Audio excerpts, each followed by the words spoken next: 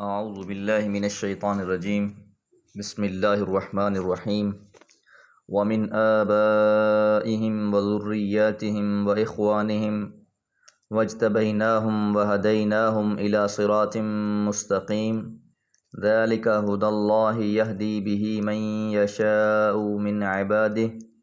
ولو اشرکوا لحبط عنهم ما كانوا يعملون۔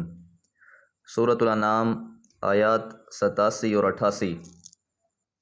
یہ آیات مبارکہ بھی پچھلی آیات کا تسلسل ہی ہے معنی کے اعتبار سے، کہ اللہ تعالیٰ نے حضرت ابراہیم علیہ السلام کا تذکرہ فرمایا اور آپ سے پہلے کے زمانے کے حضرت نوح علیہ السلام کا تذکرہ، اور پھر آپ کی آل اولاد میں سے سب پیغمبروں کا، جو حضرت اسماعیل علیہ السلام زمانے کے حضرت نوح علیہ السلام کا تذکرہ، اور پھر آپ کی آل اولاد میں سے سب پیغمبروں کا، جو حضرت اسماعیل علیہ السلام اور حضرت اسحاق علیہ السلام سے، اور پھر حضرت اسحاق کی نسل میں سے حضرت یعقوب علیہ السلام، حضرت موسیٰ، حضرت یوسف، حضرت یعقوب، حضرت یسع، بہت سے پیغمبروں کا اللہ تعالیٰ نے تذکرہ فرمایا۔ تقریباً 18 پیغمبروں کے اللہ تعالیٰ نے یہاں پر نام لیے ہیں۔ اب آگے اللہ تعالیٰ ارشاد فرما رہے ہیں وَمِنْ آبائِهِمْ، اور ان کے آبا میں سے، باپ، دادا، پردادا، وذریاتہم، اور ان کی اولاد میں سے، بیٹا، پوتا، پرپوتا، واخوانہم،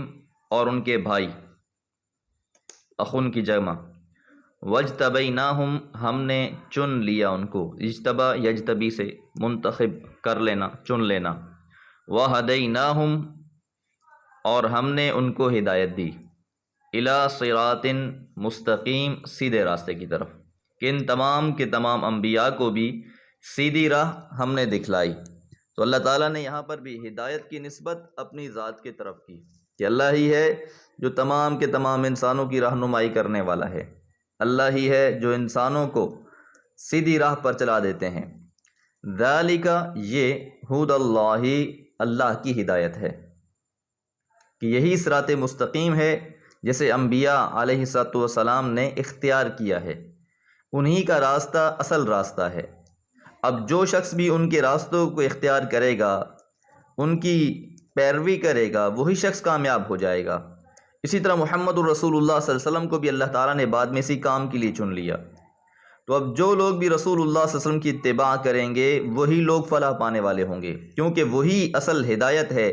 جو رسول اللہ صلی اللہ علیہ وسلم کی اب بتائی ہوئی ہدایت ہے۔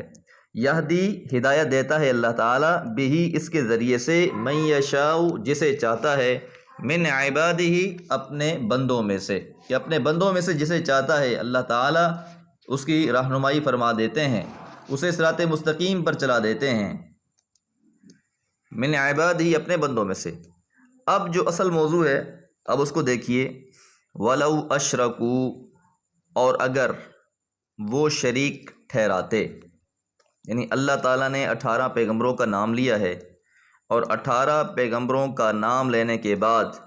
اس گناہ کی، جسے شرک کہا گیا ہے، جو اکبر الکبائر ہے، کبیرہ گناہوں میں بھی سب سے بڑا گناہ ہے، اس کی نزاکت اور اس کے خطرناک ہونے کی طرف اشارہ ہے اس کا۔ ایک جس طرح حدیث مبارکہ میں آتا ہے کہ رسول اللہ صلی اللہ علیہ وسلم سے پوچھا گیا کہ اللہ کے پیغمبر سب سے بڑا گناہ کیا ہے؟ آپ نے فرمایا الاشراک باللہ،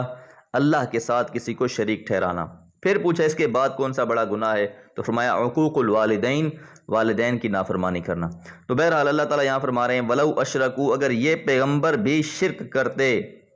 حالانکہ یہ بات محال ہے، پیغمبر شرک نہیں کریں گے، لیکن خدا نخواستہ اگر یہ پیغمبر بھی شرک کرتے، اللہ کے ساتھ کسی اور کو شریک بنا لیتے، لَحَبِطَ، تو ضرور ضائع ہو جاتے، عنہم، ان سے، ما کانوا یعملون، جو وہ عمل کر رہے تھے، یعنی جو ان کے اعمال تھے وہ سارے کے سارے اعمال ضائع ہو جاتے اگر وہ اللہ کے ساتھ کسی اور ہستی کو شریک بنا بیٹھتے۔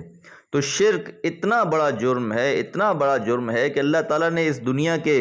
برگزیدہ اور پیارے ترین لوگوں کا یہاں پر تذکرہ کیا ہے، کیونکہ اللہ تعالیٰ کے جو چنیدہ اشخاص ہوتے ہیں، جو محبوب لوگ ہوتے ہیں، وہ پیغمبر ہی ہوا کرتے ہیں، اور پیغمبروں کے اللہ نے نام لے کر کہا کہ اگر یہ پیغمبر بھی ہمارے ساتھ کسی کو شریک کر دیتے تو پھر ان کے اعمال بھی برباد ہو جاتے۔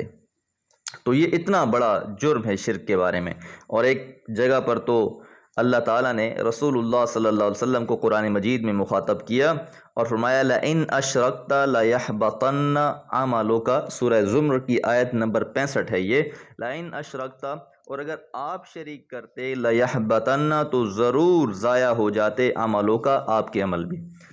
تو یعنی رسول اللہ صلی اللہ علیہ وسلم سے یہ کہا جا رہا ہے کہ اے محمد صلی اللہ علیہ وسلم، اگر آپ بھی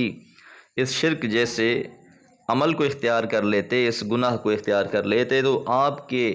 سارے اعمال بھی ضائع ہو جاتے۔ تو بہرحال یہ شرک بہت بڑا گناہ ہے ہر لحاظ سے، چاہے جو صغیرہ شرک ہے، کبیرہ شرک ہے، ہر لحاظ سے انسان کو شرک سے بچنے کی کوشش کرنی چاہیے، اور حتی الامکان اس پر کوئی کمپرومائز نہیں ہونا چاہیے۔ رسول اللہ صلی اللہ علیہ وسلم نے ایک حدیث مبارکہ ہے، حدیث قدسی ہے، آپ نے فرمایا کہ اللہ تعالیٰ کہتا ہے کہ اے ابن آدم، اگر تو زمین بھری گناہوں کی لے آ، میں تجھے زمین بھر کر بخشش عطا کر دوں گا، سوائے یہ کہ تو میرے ساتھ کسی کو شریک نہ ٹھہرائے۔ تو بہرحال ان آیات سے یہ بات سمجھ میں آ جاتی ہے کہ شرک بہت ہی نازک مسئلہ ہے۔ شرک ایک ایسا عمل ہے کہ اگر کوئی انسان شرک بھی کر رہا ہے اور اس کے ساتھ جتنی بھی نیکیاں کرتا رہے، تو ایسی نیکیوں کا کوئی فائدہ نہیں، کیونکہ اس شخص کی اصل بنیاد جو تھی وہ توحید تھی، وہ اللہ کو ایک ماننا تھا۔ جب کسی انسان نے اس بات کو ہی نہیں سمجھا، تو پھر باقی اس کے اعمال کا کوئی فائدہ نہیں ہے۔ اللہ تعالیٰ سے دعا ہے اللہ تعالیٰ ہر قسم کی ریاکاری اور شرک سے بچنے کی توفیق عطا فرمائے۔ وما علیہ الا البلاغ۔